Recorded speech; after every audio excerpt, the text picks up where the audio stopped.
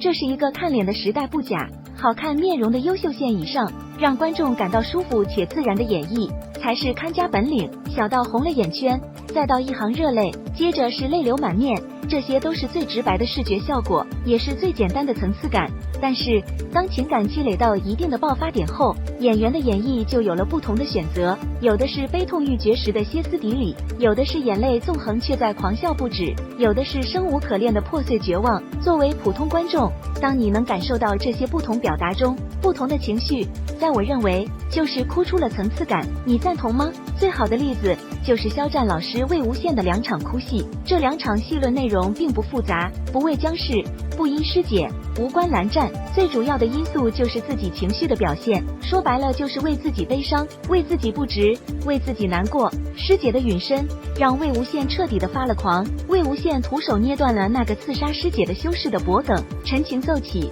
鬼魅横行，可他毕竟是肉体凡胎，也有心血灵力都耗尽的时候，气血翻涌，伤在内里和心神，他有什么可被图谋？无非是手中制胜的法宝。最后的最后，他倒是想看看世人贪婪的嘴脸，利益面前，谁没在背后捅刀，谁没踩着枯骨登高，心中有说不出的绝望，只觉得眼前这既真实又荒唐的众生相，丑陋也廉价。金光瑶承认了设计陷害魏无羡，可原因不过是拯救自己的卑微，成全内心的贪婪。魏无羡久违的平静被打破了，顿感冤屈和不值。金光瑶滔滔不绝的诡辩，将魏无羡的侠肝义胆、放浪不羁当武器，指责他到处得罪人。魏无羡不甘的眼泪和讥讽的笑容同时上线，只是这一次像听了一个荒诞故事，倍感悲凉，却不过是对旧日篇章的注释和解读。波澜掠起，转瞬便平息，徒留一句原来如此，无聊至极。魔道祖师里面的经典语录，